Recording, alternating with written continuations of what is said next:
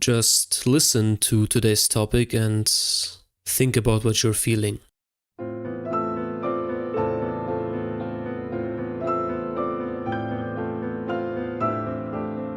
Every one of you probably has a different answer. One may feel indifferent, having no connections to Dark Souls or to this piece, either not played it or just didn't care. Some of you may feel nostalgia, remembering having played Dark Souls as a child or just a long time ago, remembering the scenario, the atmosphere, the music. Some may feel sadness, knowing the lore and sympathizing with Gwyn, or tragedy, but I can assure that nobody feels triumphant.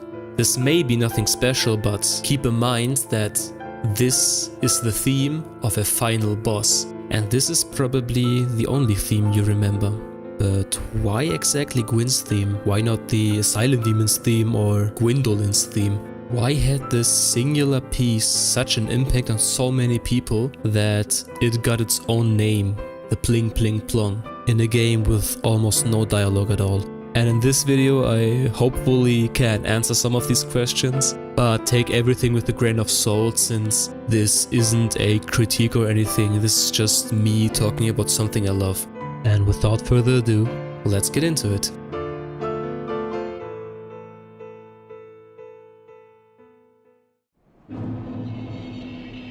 But not so fast.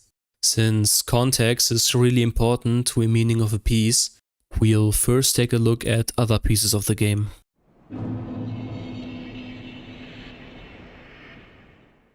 The first theme we'll touch is the Asylum Demon's theme, or rather the Taurus Demon theme, but the two demons share the same theme. This is not the first theme you will hear, since the intro exists and the character creation, but it is the first boss theme you will hear. Let's take a listen.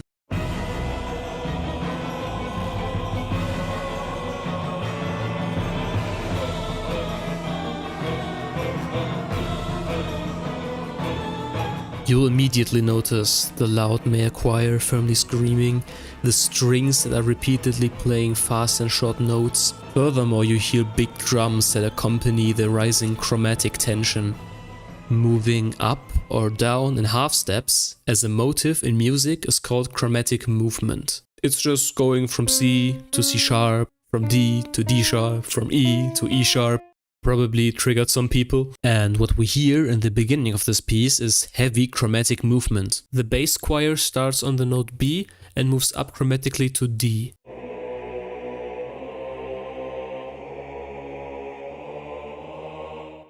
The strings start on E and move up chromatically to G sharp.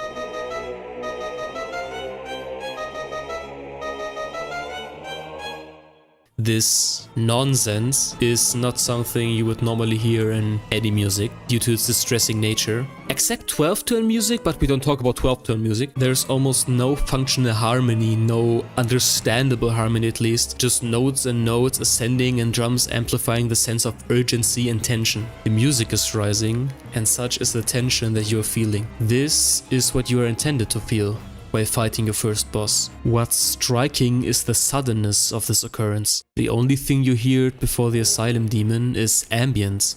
Dark Souls does not have overworld music, except for very rare locations, which make the ones that occur feel way more special. I mean, who doesn't remember first going to the skeletons, dying like 15 times, then discovering the way up to Undeadburg, then reaching the bell gargoyles, and then just taking this elevator without expecting anything big, and just hearing this.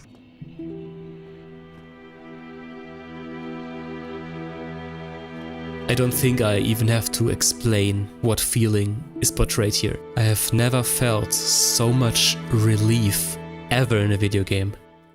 Most of the time while playing, you'll notice that you are, in fact, alone here in this wonderful wasteland, surrounded by the sound of enemies, wind, the forest ambience, your footsteps, and the sound of your armor. Some weird people would criticize this design choice, but I think the lack of music made it way easier for the player to immerse themselves in the world, making them feel like they are actually a beef jerky guy with a big sword with no compensational intent. And while walking slowly, And all of a sudden, boom, you see an ugly demon monster fall into the arena, accompanied by dreadfully loud music, and you have to act quick or else you're fucking dead. We all know the fuss about an easy mode in Dark Souls, but adding one would take away the urgency of the gameplay and decrease the tension. Like all the work the composer did would just be meaningless. If the music implies tension, distress, then the gameplay should also reflect that. If everything about this encounter was the same, but the Asylum Demon just dies in one hit, you wouldn't feel anything, and the sense of tension that you had would instantly vanish, making this whole encounter and thus the music worse. And this cohesion is the reason why this world feels so immersive and believable. The vast majority of bosses in Dark Souls have this boss music design, with variation of course. This is a massive oversimplification, but if I were to talk about every single piece in the game, the video would just not end.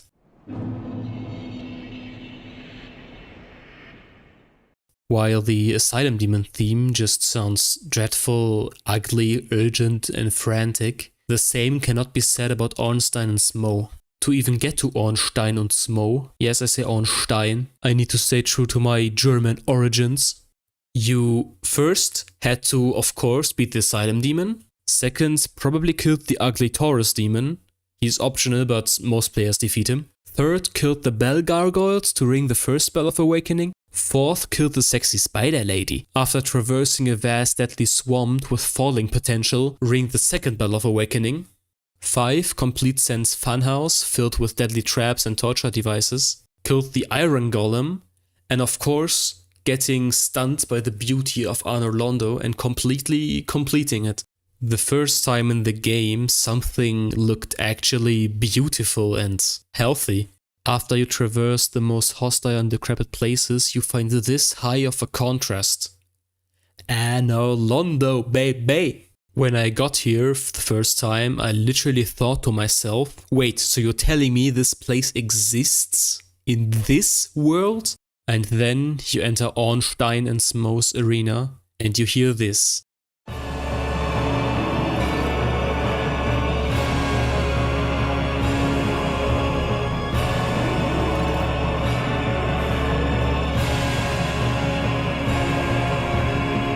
Yes, the timpanis are being smashed fast and loud. You again hear strings and choir playing and singing together in a heightened manner. But something is different, it isn't ugly anymore, mostly due to the fact that harmony exists. Harmonically, the intro just consists of a 1-5 cadence.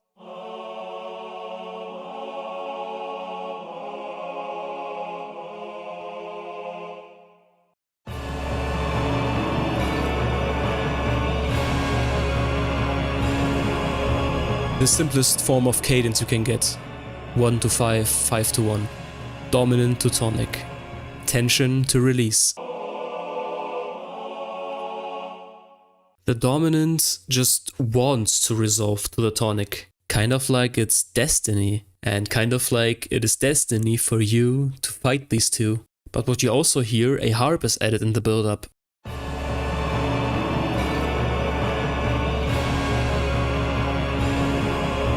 Harps are often associated with angels, beautiful women who play a divine instrument that angels listen to. And with this addition, this fight, of course, sounds tense, but you also feel a sense of higher purpose, of holiness, duty and ascension, like you made it or you are the chosen one. This is the climax of the game in terms of grandeur and epicness, especially this part of the song.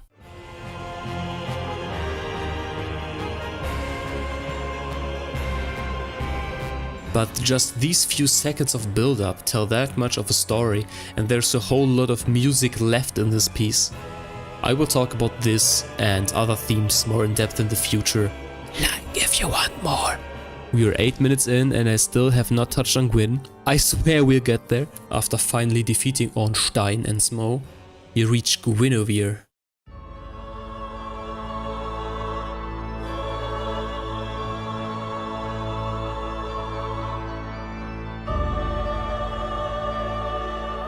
Just listen to this. This room just overflows with atmosphere and divinity. Finally you are getting the recognition you think you deserve, and Guinevere is telling you about how you are the chosen one, and seeketh our father Gwyn and kindleth the first flame. The entire time every piece you heard was in a minor key, in a simply said sad key, darker key. While playing the game until this point, like before on Sentence Mo, you probably did not have a sense of comfort and hope. But just the fact that Gwendolyn's piece is actually in a major key, this is the only piece I believe in Dark Souls that is in a major key. And I believe the only piece in also Dark Souls 2 and 3. Standalone it would mean nothing if a piece was in minor or in major. But in this context, in Dark Souls, in this contrast, it makes a huge difference. The closest thing you ever came across in terms of safety is Firelink Shrine, but even Firelink's Shrine sounds more somber and down. This piece is actually so divine that it kind of feels naive. Because it is. You probably know that Anor Londo, as you see it now, is just a fake image, and if you tag Gwendolyn, you see how it really is. This piece just wants to lull you into a false sense of security, just to blindly accept what you see and not question it. Just listen to this part and tell me this is not kind of too grand for Dark Souls.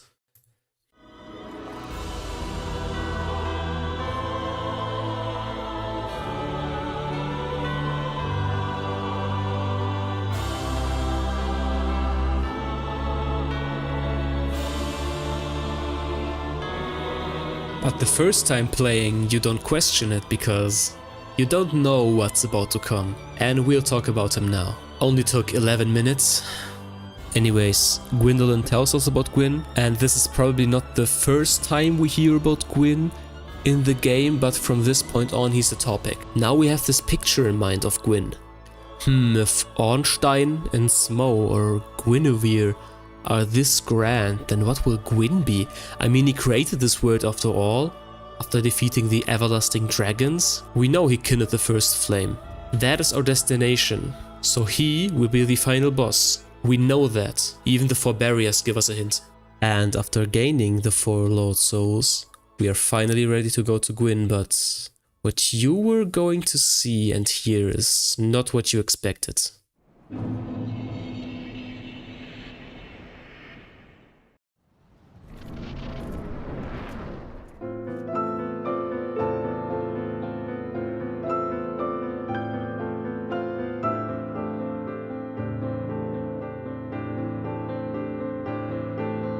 Man, words could not express what I felt when getting here. Before we get into the music theory, we'll first examine the general aspects of this masterpiece in what haters would call normal speech.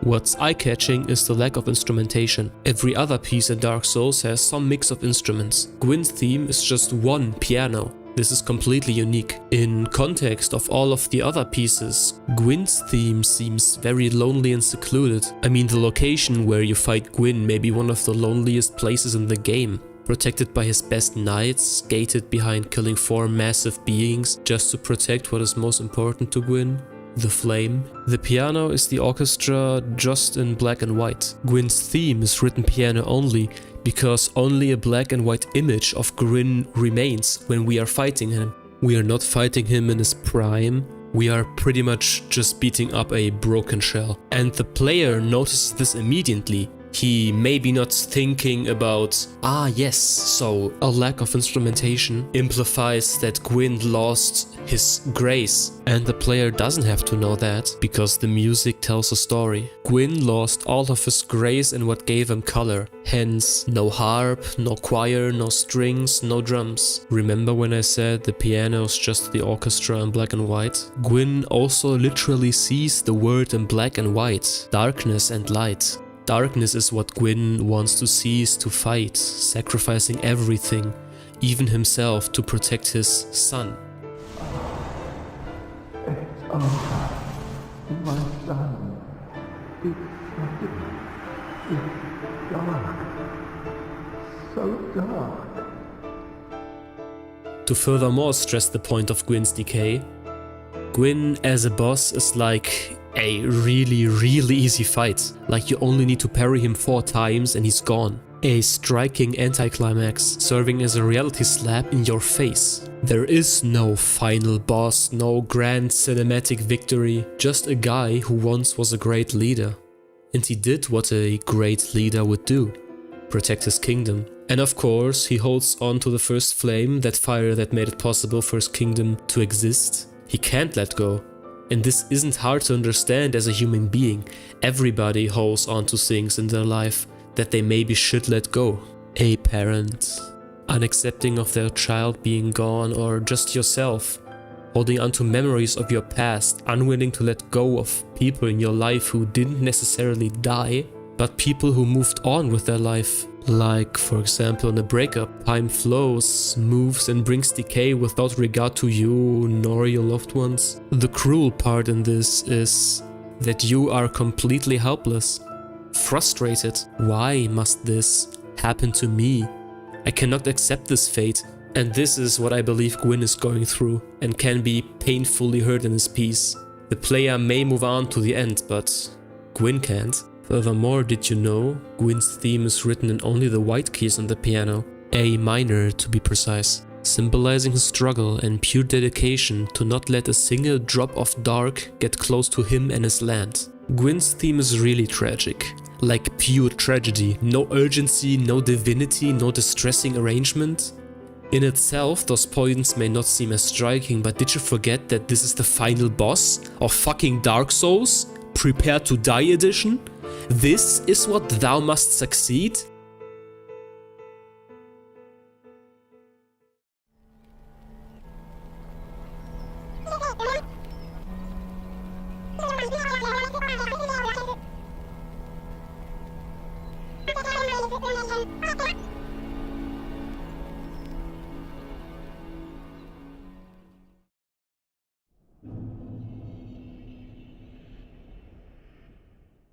And with the easy part over, let's get into the meat of this.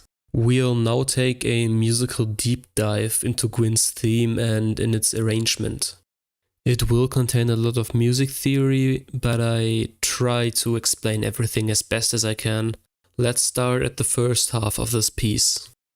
Unlike Ornstein and Smo, Gwyn's theme has no intro or build-up. It straight up begins to pling pling plong you, disregarding any sense of urgency or adrenaline that is felt in other boss fights. You instantly get calmed down, and any sense of urgency or distress you had is gone. You're just left with this feeling. You feel somber, but yet mixed with a weird calmness and tranquility. As once mentioned above, Gwyn's theme is written in only the white keys. C major and A minor are the only scales that have only white keys, aka no exceptions. Not these things. When taken to a certain extent, these can get a bit annoying. Gwyn's theme is written in A minor. The only difference between a minor chord and a major chord is simply one note, but this one note changes everything. Major chords are rather happy, like this one. Minor chords are rather sad, like this one. So by using the A minor scale, that in itself is rather a sad and darker tonality, and will mark this piece in a sadder way. The first part has a simple vertical structure. The bass, repeating fifth and octave movement, and it stays the same until the middle part of the piece. So this doesn't change at all. And if we look at other pieces, this is completely normal. Dark Souls music loves to have a drone note below all the movement that happens on top. Having drone notes while the above chords are changing, this kind of feels like something is developing, evolution is happening. All of you probably know Vord's theme from Dark Souls 3, and this is my best example. If you listen carefully, you'll notice that the lowest note, the bass note, doesn't change at all.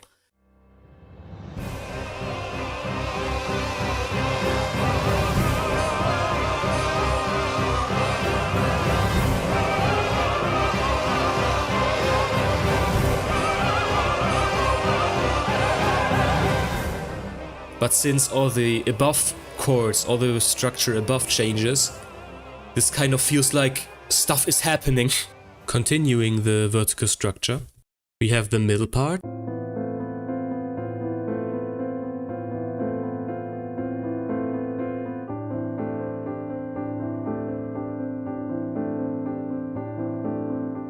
that sounds a little spicy and has a trill that moves up and down the scale. A trill is when you have a note and always repeat this movement.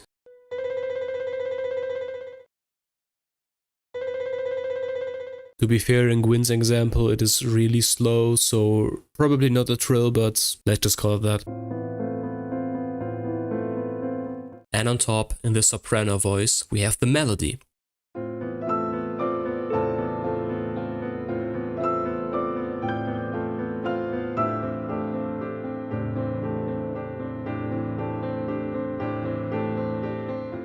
The piece starts at the tonic chord of the A minor scale.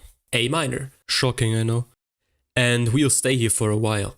Throughout the first half of the piece, we don't leave A, but we'll leave A minor. Kind of like Gwyn remaining in the kiln of the first flame, not moving unless someone may pose a threat to his treasure. Let me explain what I mean when saying we stay in A, but leave A minor. In music, you have your basic chord triads. What you can do with these triads is put extensions on top of the existing chord. For example, this is our A minor triad, but if we go up the scale to the 7th, we have an A minor 7th chord, and you can add all kinds of extensions, like the super ultra hyper mega meta leading, or we could omit the 3rd and add the 2nd note of the scale, making it an A sus2 chord. You can also make a G sus chord, just saying. What I'm trying to say is that the bass part says we are an A something. Octaves and fifths don't tell us in which key we are. They don't tell us if we are major or minor, they just sound neutral. The middle part decides which flavor of A we take. In this case, A add 2. With the trill from C to B, always changing between A sus2 and A minor. And we always add the minor 6 of A to it, making it sound more somber and dissonant.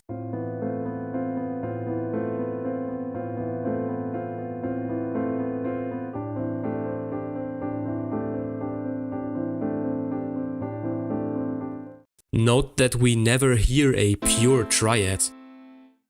It will always be polluted, in a sense, by the middle movement, since we either add the minor 6, F, which clashes with E, the note right below.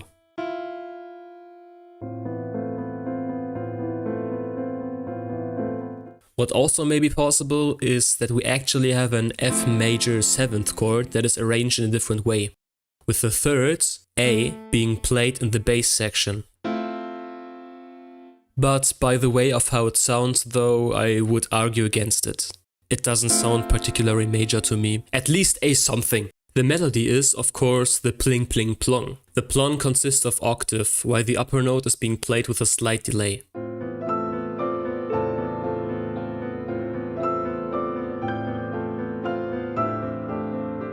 First it begins a downward motion from E, D to A, playing a broken A sus4 chord, and then it goes up and continues to have variations. I believe Sakuraba did the delay on purpose to imply some sort of brokenness, something that is not whole or something is missing, because it doesn't sound quite like unison. And it perfectly fits Gwyn's character and lore.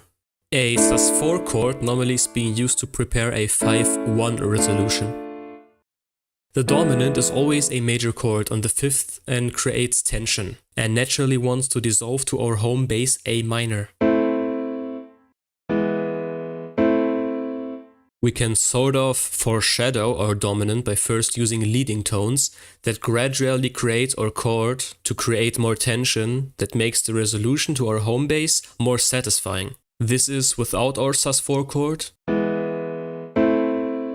and this is with our sus4 chord to our dominant to home base. But since Gwyn's theme is only in A minor, there can be no dominant resolutions, because in A minor the dominant would be E major. E major consists of E, G sharp and B. But as you can see on this sheet, G sharp is nowhere to be found. The closest note is G, but with G being G and not G sharp, no major chord and thus no dominant. So there will be never a satisfying, grand,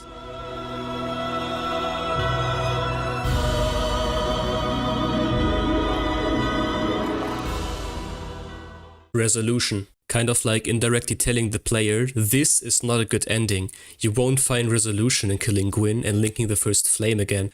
There will be no grand victory, nor will you save the world. The world will stay how it was before you kindled the first flame, in a constant state of decay. At the same time, Gwyn will also never be able to let go of the first flame. He will also never find resolution. Since the sus2 or sus4 sound is occurring constantly, we kind of just accept the fact that there can be no resolution and thus think that there is no other way than to kill Gwyn. I mean, it occurs in the melody and very often in the middle movement.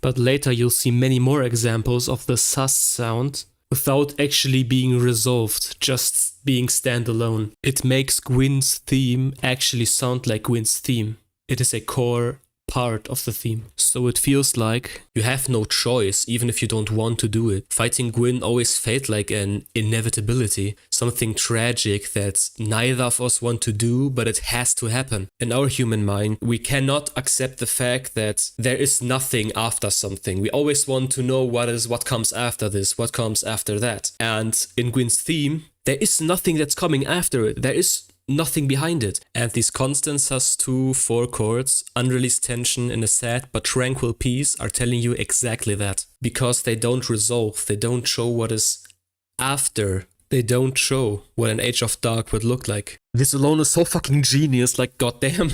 In the second part of the first half of Gwyn's theme, the middle section almost adds another melody voice.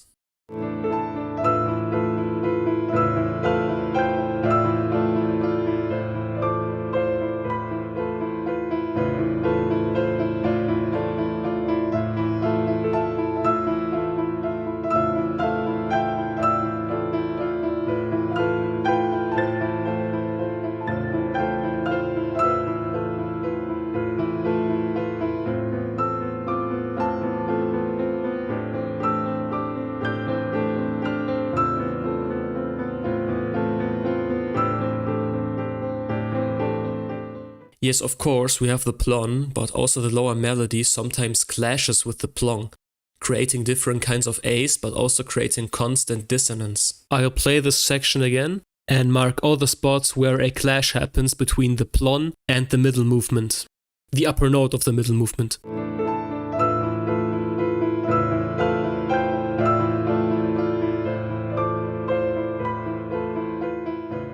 The clashes may represent us and Gwyn clashing our swords together. Not in an epic way where we fight the final boss and we have this epic showdown, but rather in a more tragic way. But we don't find that dissonance distressing or piercing like in Ornstein and Smo's theme. We find it quite tragic and outright beautiful actually. Kind of like a lullaby that is made for children to fall asleep to. Since Gwyn's theme also varies between playing loudly and calmly, quietly, but has a rather quiet overall feeling, Gwyn's theme might as well be called Gwyn's lullaby. Again, unlike ONS's theme, which constantly smashes our eardrums and never calmed down.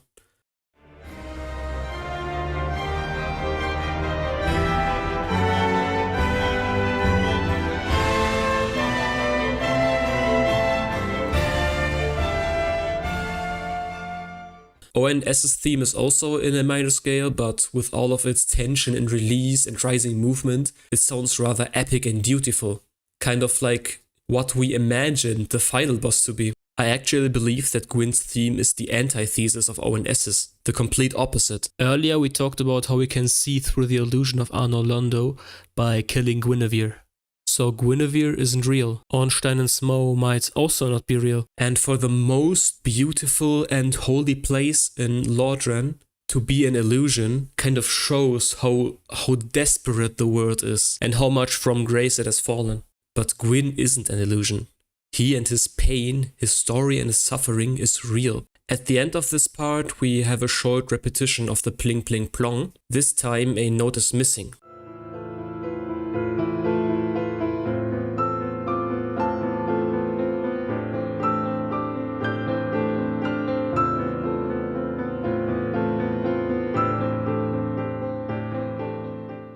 amplifying the first stages of decay, like Gwyn lost a part of himself by losing a part of his melody. On a side note, this is why I think video game music is something truly special, because they always tell a story and try to characterize certain things without having lyrics to explain the obvious, and with gameplay intertwined to make you just feel so immersed and like you are in the story even more than a film can.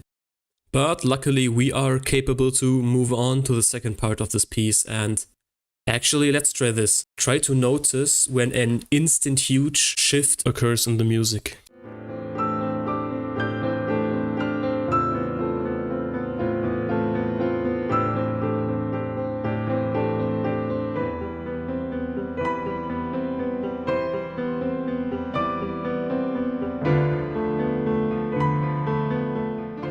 Wasn't so difficult to hear, right? After a short repetition of the plin plon without being played as an octave but as a single melody note, a huge shift occurs with no transition at all. The second voice vanishes, and the trinity structure as well.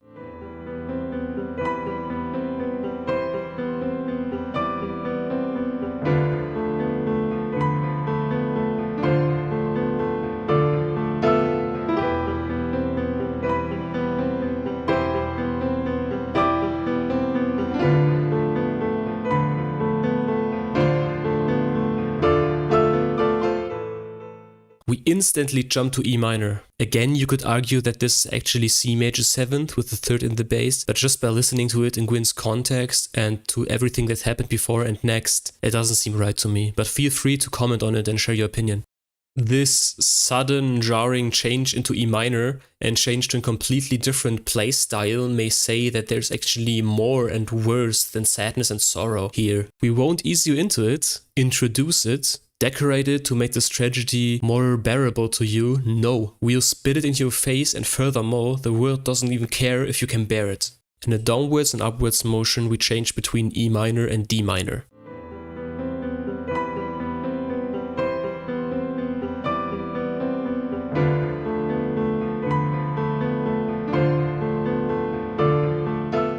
Indicating Gwyn's mad desperation, moving up and down without rest. When we enter the boss arena, Gwyn doesn't seem to be resting at the bonfire. He always stays awake to protect his flame from any potential intruder.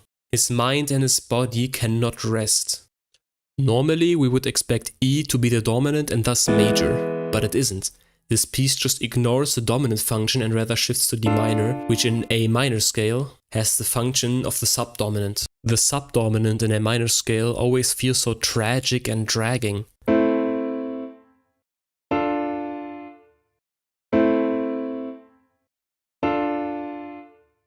The plon again took its octave form and plays a little upwards motive, gaining intensity every second by accompanying chords.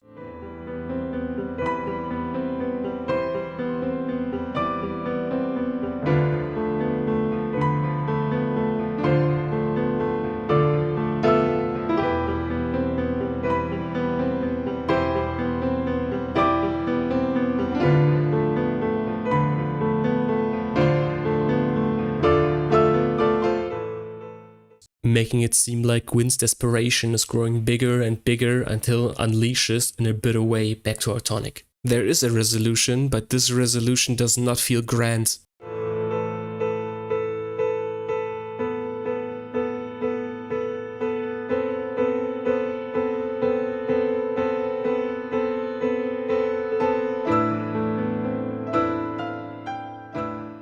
Since it doesn't fully resolute, it is basically tension into more tension into less tension, but not into resolution. For the first time, the A drone finally goes away and we actually have a beautiful common chord progression. The 1-7-6 in A minor, from A minor to G major to F major.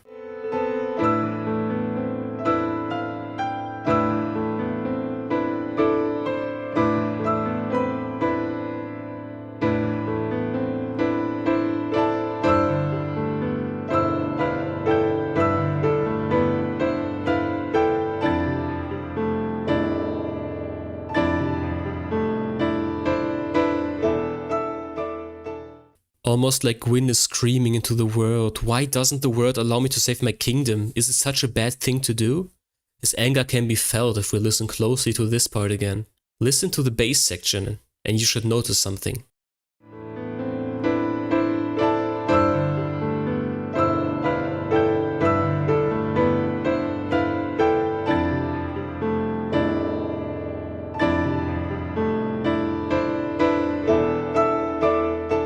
It is subtle, but we hear very, very low notes followed by a short pause. These low notes may be symbolizing Gwyn's rage, like he is smashing something with a huge punch, followed by a short pause of exhaustion. Kind of like Gwyn smashing the piano keys, the music itself in denial, in trying to end his suffering.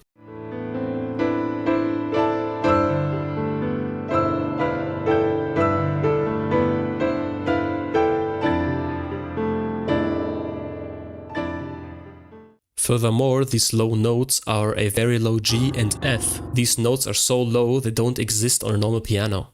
Maybe portraying Gwyn's sacrifice to be in vain, since it is impossible, saving his kingdom from the dark to fight nature, to fight the cycle of life and death is an impossible fight to win. Physically, you cannot do something against it. It is how things fall. Now we reach the most tense this piece ever is accompanied by the plin plon.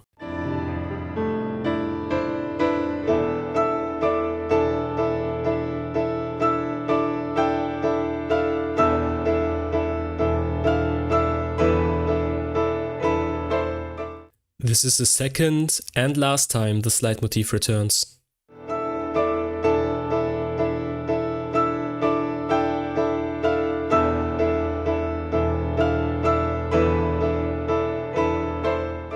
What we hear is an A sus4 over E chord in first inversion. As you can hear, actual tension is being built up without going too dominant, and the release just sounds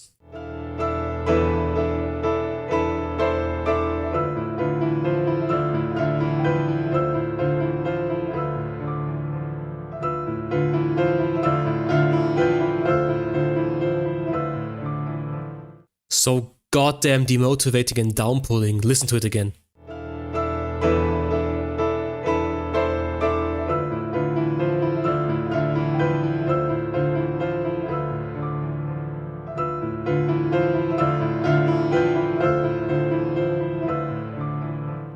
Tension is being built up only to release to the subdominant D with the major 6, not our home base.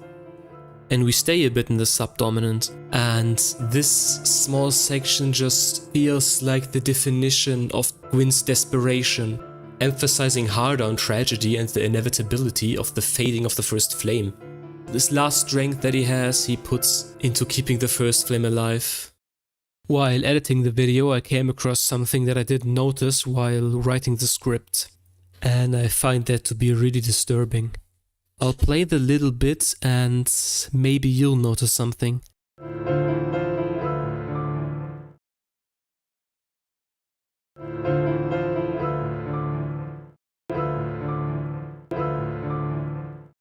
Maybe you heard it, maybe you didn't, but these notes on this measure are the plin plon. And the way they are played, like as if Gwyn is completely losing his strength and just dies. I mean, this clearly implies his death. At this point in the song he dies, because the theme is what it identifies Gwyn. Okay, that gave me goosebumps. Like I knew this theme was a masterpiece, but now I have massive respect for the composer. Damn, I don't know why it hits me so hard, but I don't know, I'm speechless. After we quite literally hear Gwyn's last breath, we hear this.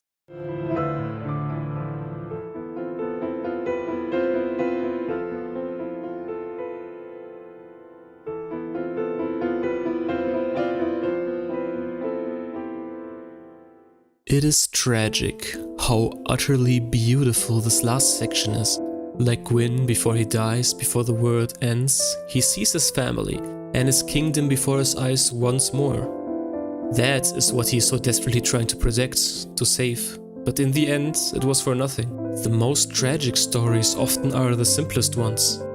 I think this part is the most beautiful section of this entire beautiful song, And every time I hear it, I can't react to it normally. Again, this is the final boss. God. But why is it so beautiful? It has many different reasons. First, of course, the chord progression. Descending chords starting from the tonic to the sixth in a major scale sound so beautiful mainly because of the last chord, the sixth. In Gwyn's case, it is F major. Most of the time, the sixth. This word. Most of the time, the sixth is played as a major seventh chord, which in itself sounds gorgeous. But in a minor scale with context,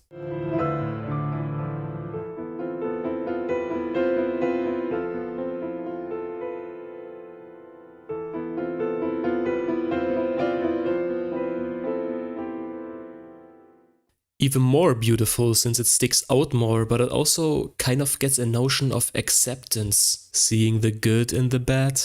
I don't know if Gwyn then finally accepts his fate, since in Dark Souls 3 Gwyn actually returns. But the Gwyn as we know, he maybe doesn't accept his fate, but this is for the best of him. So yeah, this entire piece is a fucking masterpiece. The amount of story that is being told in a 3-minute piano piece is just astounding. Just by existing in the context of Dark Souls, it stands out, and by examining it in depth, it almost left me speechless. It is really hard for me to find the right words to express what I'm feeling in these different sections in the piece. Even though I wrote so much, I still think I'm missing something. And if you know what I'm missing or what can be said about this piece more, then comment your heart out. I want to start a discussion about music in Souls games. I recently saw that 8-Bit Music Theory made, actually at this point, 2 videos about Souls games, but I didn't watch it for the sake of this video and for originality. Anyways, welcome to the end. I do have plans to make more musical analysis videos about other games too, so stay tuned for that. Thank you so much for watching, and it would be interesting to hear your takes on Gwyn's theme and its meaning in the comments below. Also, huge credits and love to the channel Internet Pit Stop, whose Dark Souls Changed My Life video actually motivated me to keep writing about stuff I love. I'd say he's my favorite channel. I demand you to subscribe to him now. And maybe subscribe to me? This video took very long, so that would really mean a lot to me.